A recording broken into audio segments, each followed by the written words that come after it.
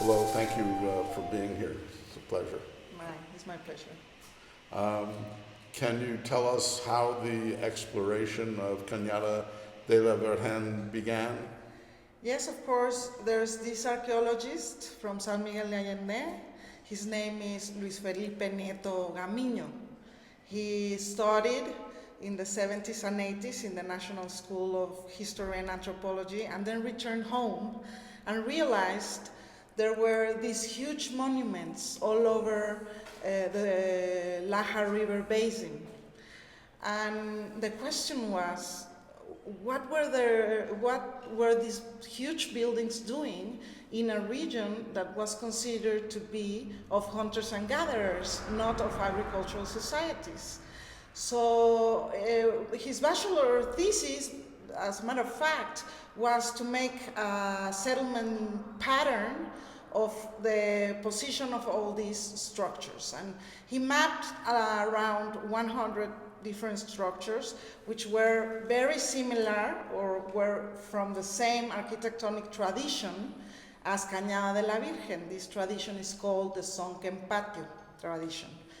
And he was the one, Luis Felipe Nieto was the one that had the vision that Cañada de la Virgen was the site that was going to answer a very important question, which was what happened to the agricultural societies that were living in the northern section of the Mesoamerican frontier, which was lower. It was in a more southern position that when Cañada de la Virgen was occupied.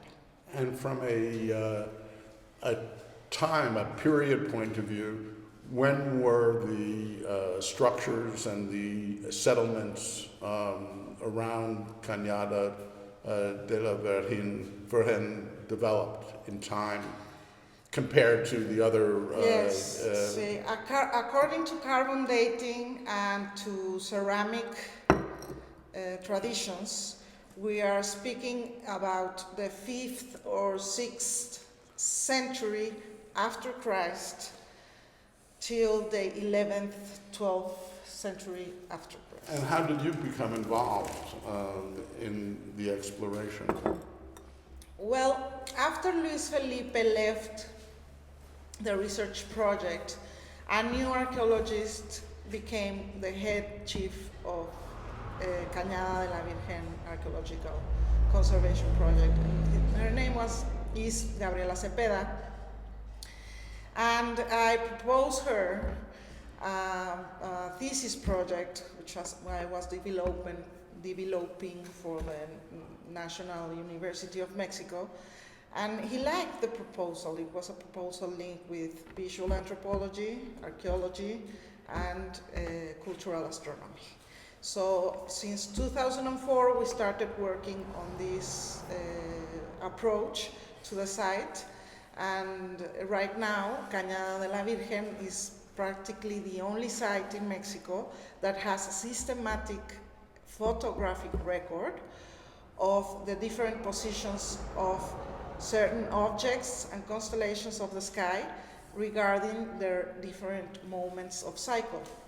This doesn't mean that there are no other important research regarding astronomy in Mesoamerica. It only means that we took the time to take the photographic documentation of these objects so we could see the atmosphere, so we could see the actual positions of the stars and the constellations in reference to the architectonic design.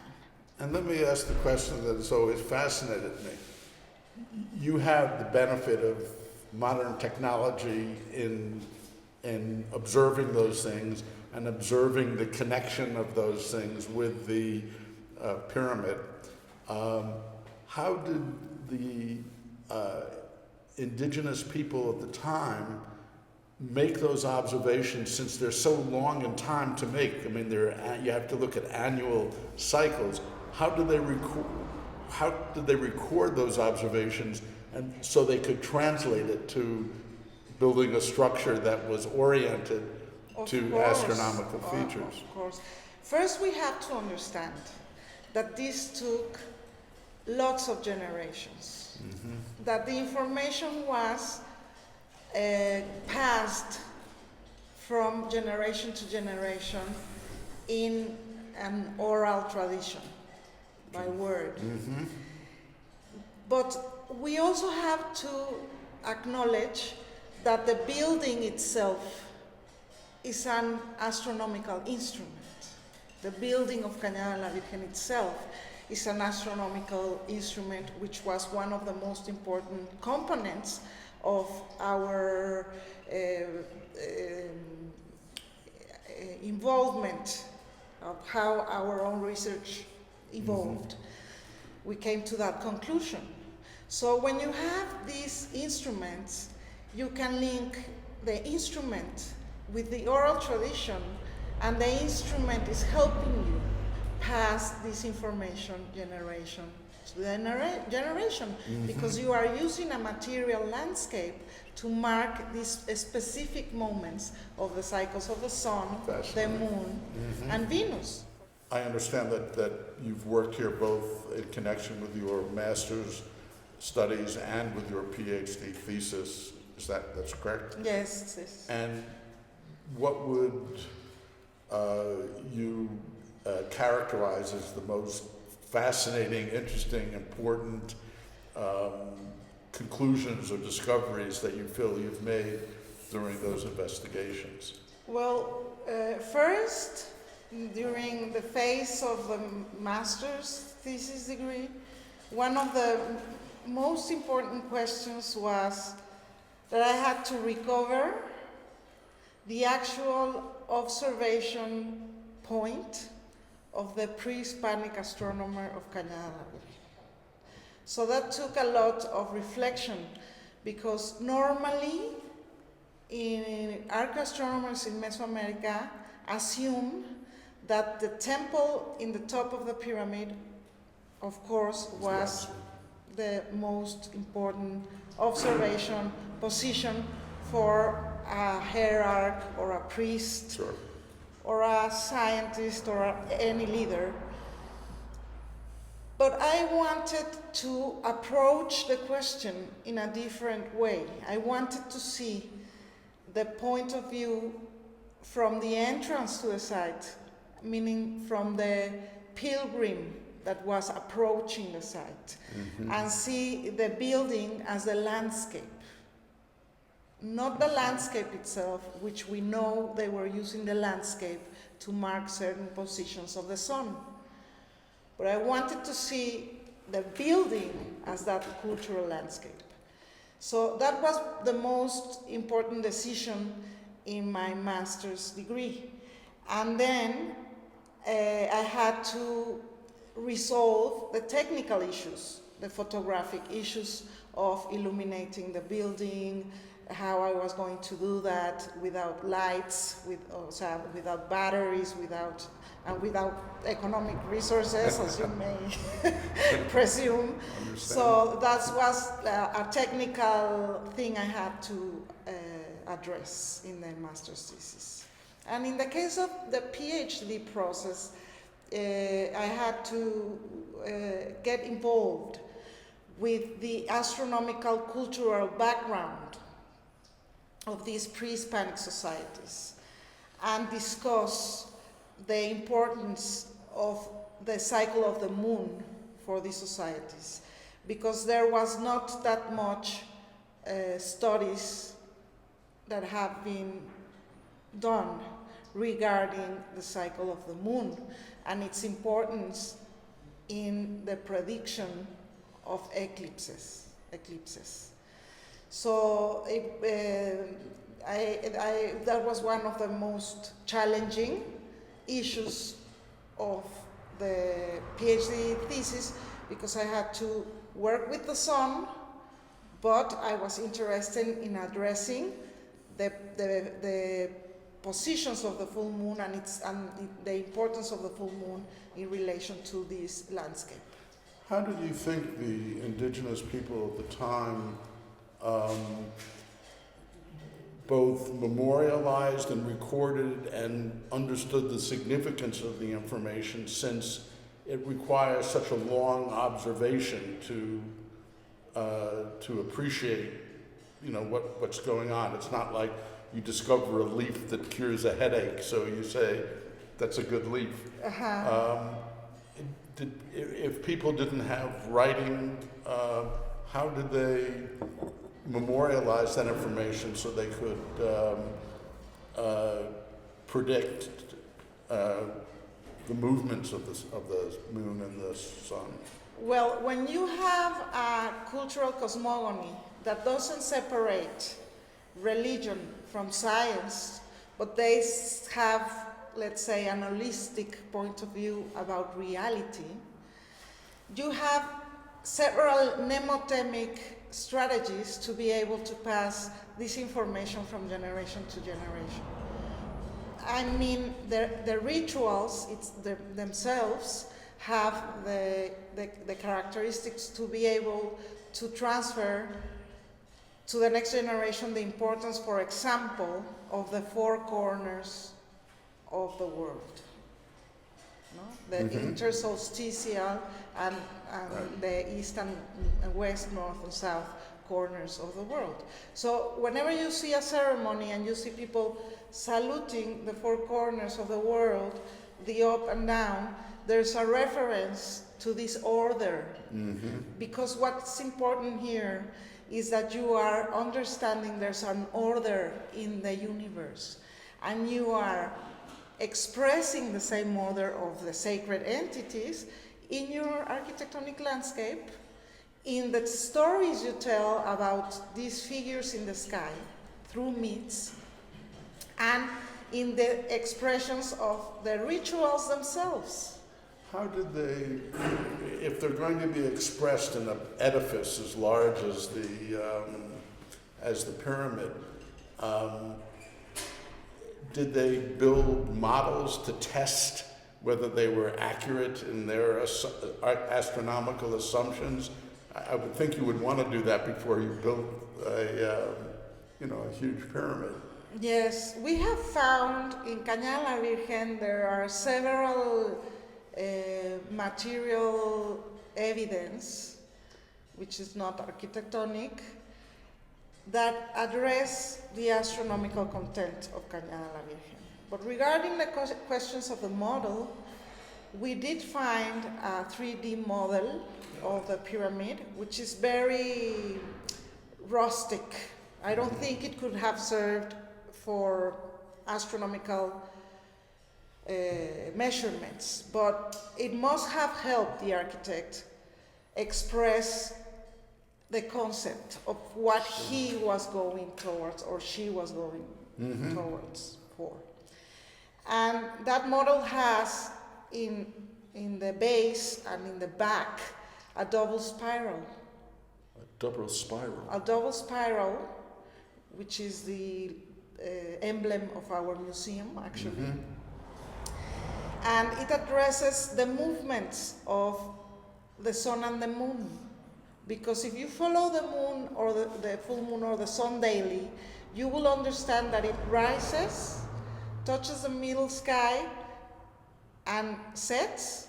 And when it goes up again, it has moved a little bit. And again the next day, it has moved a little bit. So it's a spiral. So it's drawing a spiral. And the moon on its side is doing the same thing. It's drawing a spiral. So that's the concept they were addressing.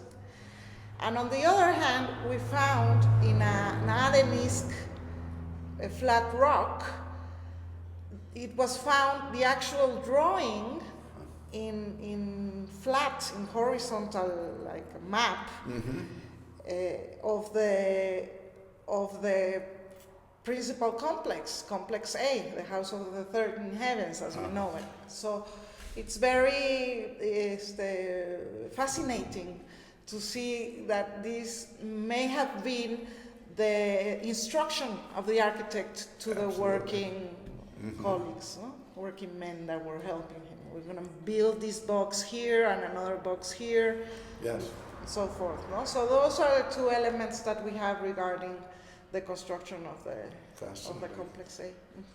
Very interesting. Yes. And just as a last question, what, if any, theories have been developed for why the cultures and the communities that were that existed here at the time that the pyramid was built, why they have dissipated? I mean, obviously people are still here. Yes. But it's a very huge research issue regarding archaeology in Mesoamerica and the southwest of the United States. Because Cañada la Virgen wasn't, or the Laja River Basin was not the only site that was in a process of migration during this timeline. And it's divided maybe, as far as we know, in two different years. One is related to the 9th and 10th century, and then the other in the last carbon date of Cañada, 11th, 12th century. We address this timeline as the Epiclassic period of Mesoamerica, which is basically the transition between the classic and the post-classic period. And it's linked with these huge groups that were in the process of migrating, abandoning their sites, and of course a militarization process, because the people that were in charge of certain resources that were important for all society were having to protect those resources. So a huge militarization and people moving, lots of people moving. So a lot of, you have a context of instability, and the interpretation of the causes of this have been linked to a climate change, of the rain dropping. The intensity of the rain dropping from 700 millimeters a year to 400 millimeters. So the agricultural societies could no longer stand in their own context. This period is, I mean, it's about the same period as the decline of those societies in the southwest of the United States, like the Anasazi. It's contemporary, yes. Contemporary. Synchronic. So that's the reason, but it's a process that has a lot of details. So still a lot of archaeologists are trying to understand the whole picture of this migration. It's a very interesting topic, and of course Cañada la Virgen is part of it. Do you think that some of that astronomical knowledge that was incorporated into the development of the pyramid was developed independently here, or was it knowledge that may have migrated from Teotihuacan or from Mayan development? Is it? It's an interesting question, and it has several aspects to it, because in the few iconographic remains that we found, expressions that we found in Cañada la Virgen, at least two of them have a Mesoamerican core, meaning that we see this iconography in other parts of Mesoamerica, and that tells you that there was a common ground. Sure. And the pyramid itself, of course, is a common ground with all Mesoamerica.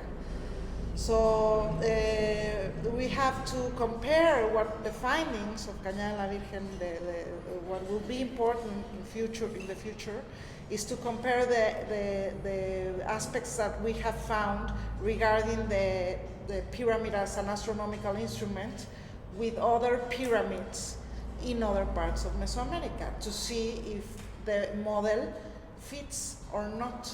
Understand. That will be a way to find out. Fascinating.